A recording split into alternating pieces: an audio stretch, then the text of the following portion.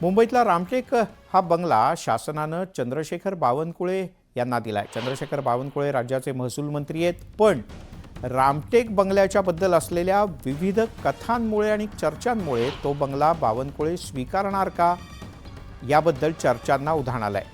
इथे राहणाऱ्या अनेक मंत्र्यांची राजकीय कारकीर्द पणाला लागते असा अनुभव आहे आणि त्यामुळेच अनेकांनी हा बंगला यापूर्वीही स्वीकारण्यासाठी नकार दिला होता।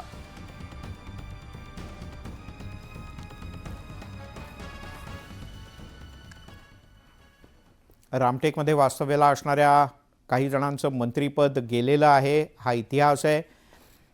1995 मध्ये रामटेक बंगला शापित असल्याच्या चर्चा राजकीय वर्तुळात सुरू झाल्या। विलासराव देशमुख यांचं निवासस्थान त्यावेळेला होतं। त्या निवडणुकीत विलासराव देशमुख यांना पराभव स्वीकारावा लागला।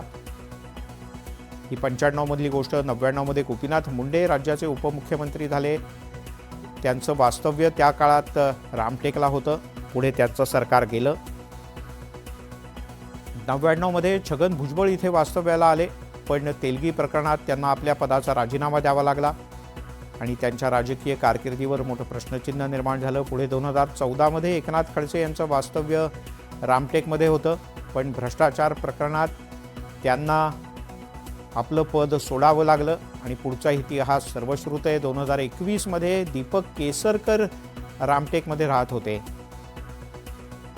आता दीपक केसरकरांना मंत्रिमंडळातून डच्चू मिळालेला आहे। या आणि अशाच गोष्टींमुळे चंद्रशेखर बावनकुळे हा बंगला स्वीकारणार का हे लवकरच कळेल।